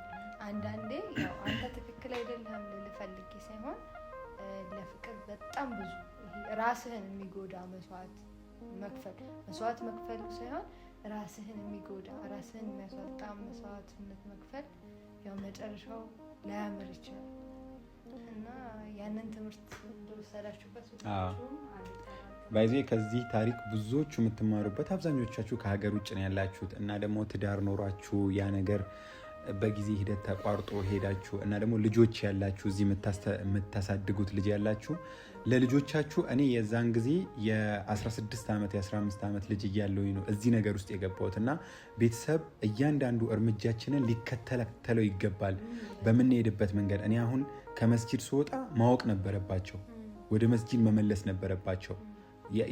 ኳስ ሳቆም ኳሱን ማስጀመር ነበረባቸው። ትምህርት ላይ ስሳነፍ ወደ ትምህርት መመለስ ነበረባቸው እና ለእኔ የሰጡኝ ኃላፊነቴን በአግባቡ እንዳልወጣ ሆኗል። ስለዚህ አብዛኞቻችሁ ልጆቻችሁን መቆጣጠር፣ ከሀገር ውጭም ብትሆኑ ራሱ ለልጃችሁ እየደወላችሁ ማታ ውሎውን ማጣራት፣ ምን ላይ እንዳለ ለማወቅ መሞከር እና ከዚህ ታሪክ እንደውም ዋነኛነት የምትማሩበት ልጅን ለራሱ መተው ትክክል እንዳልሆነ እንትን ነፃነት የሚባለው ነገር ሊሚት ሊኖር ይገባል። ነፃነት የሚባለው ነገር አሁን ወላጅ የሚሰጠው አይደለም ትክክለኛው ነፃነት። ወላጅ የሚሰጠው ነፃነት አይደለም ትክክለኛ ነፃነት የሚባለው። በመቆጣጠር ውስጥ ሆኖ አለማስጨነቅ ነው ነፃነት መስጠት ማለት። አሁን ደግሞ ወላጅ እየሰጠ ያለው ነፃነት ደግሞ ይሄ ለቆ መተው ሊሚት የለውም ነገር እና ለልጅ ደግሞ ግዴታ ምክንያቱም ልጅ አባትና እናቱ ጋር ነው የሆነ ነገር የሚወስደው ማለት ሊወጣም ይችላል። በእርግጥ ከእናትና አባት እኮ ግን ቢሆንም እኩል አይደለም። ተቆጣጥረው ምናምን ይሄ ነገራቶችን በምትለቀው መንገድ ትለቀዋለህ፣ ግን ደግሞ ነገራቶችን ሊሚት ባለው መንገድ ማለት ነው። የተለቀቀ ልጅ ባይዞ እድል ያስፈልገዋል እንጂ መበላሸቱ አይቀርም። በጣም ፈጣሪ ሲረዳው አሁን ከቤተሰብ ጋር ማያድግ ሰው ጥሩ ሰው የለም ማለት አይደለም። በቃ በጣም ጥሩ ደረጃ ላይ የሚደርስ ሰው አለ፣ ግን እሱ ፈጣሪ ወዶት የሆነ በቃ በጣም ጠብቆት እድለኛ ሰው ነው እንጂ ከዛ ውጭ ቤተሰብ በጣም ከባድ ነው። እና ከዚህ ታሪክ ሁላችሁም ደግሞ እንድትማሩበት የምፈልገው አንድ መናገር የምፈልገው ነገር ምንድነው፣ ምንም ነገር ቢፈጠር ከፈጣሪ ያለመራቅ ተምሬበታለሁ ከዚህ ታሪክ እና የትም ምንም ይሁን ከሰው ልጅ የሰው ልጅ አሁን ብትወዱት ነገር ልትጣሉ ልትሉ ትችላላችሁ፣ ግን ምንም ነገር ቢፈጠር ፈጣሪ መያዝ ትልቅ ነገር ነው ብዬ አስባለሁ። እንዲያውም ዛሬ እዚህ ለመድረሱ ወደ ፈጣሪ መመለሱ ነው ትልቁ ምክንያት እና ከምንም ነገር በላይ በቃ ሁሉም ነገር ይላሉ። ሰውን ስትወድ ምን ስትል ምንም ነገር እናት አባታችሁን ስትወዱ ከኔ አታስበልጡ ምናምን ይላልና በቃ ምን ጊዜም ቢሆን ፈጣሪያችሁን ያዙ። እሱን ነው መናገር የምፈልገው። ግን በጣም ልብም ለፍቅር ዋጋ የሚከፈልለትን የምር እኔ አይቼ አላቅም። እንደዛ አይነት ጥሩ ልብ ስላለ እድለኛ ነህ ብዬ አስባለሁ። እኔ ደግሞ እንደዚህ አይነት ለፍቅር መስዋዕትነት የሚከፍል ወንድ በማየቴ እና ደግሞ አንተ ደግሞ የኔ ጓደኛና የኔ ወንድም ስለሆንክ ኮርቼ ይባላል። ግን እዚች ጋር ወራጅ አለ። ነገ ደግሞ ማለት ነው ሌላ አይ እንደ አንተ ለፍቅር ዋጋ የሚከፍል ሌላም ሰው እያየን ነው ብዬ ነው። አይ ነው እንደዛ ማለት አይደለም። አሁን ያንተ እኮ ፋይናሉም ታውቋል። ገባህ አይደለ? እና ፋይናሉም ታውቆ ማንንም ሰው አልጎዳህም። ገባህ አይደለ? እንደዚህ ያልኩት ሰው ለመበቀል ነው የሚፈልገው። ካላገኛት ህይወቴን ማብ እንዳበላሸች ህይወቷን አበላሽዋለሁ ምናምን ብለው የሚያስበው ላይክ እንደዛ ለማሰብህን ነው ፋይናልህን ስላየው ነው። ለዛ ነው ፈጣሪ ደግሞ መጨረሻን አሳምሮልህ ትክክለኛ ሴት ሚዜ ልትሆኛ እንጂ ግድ ነው ይሄን ቀን እየጠበቅኩት ነበር። ትንሽ ሰምቼ ነበር፣ ግን አሁን በአካል እነዚህ እንደጠበቅኩት አይደለም። የሚያሳዝን ታሪክ ነው ያለ እና ብዙ ትምህርት ወስጃለሁ ማለት ነው። እና ምልህ ፈልጌ የምር ከባድ ነገር ነው ያሳለፍከው አንተ። ደግሞ ፈጣሪ አንተን ስለሚወድ ነው ያለፍከው ማለት ነው። አብሽር واللي جاي احلى ኢንሻአላህ። እና ብቻ ግን የዛሬው ቪዲዮ ይሄንን ይመስል ነበር። ይሄን ታሪክ እንደወደዳችሁት ባለሙሉ ተስፋ ነኝ። በያላችሁበት የዓለም ዳርቻ ሰላማችሁ ይብዛ ይጠበቅልኝ። ቻው ቻው።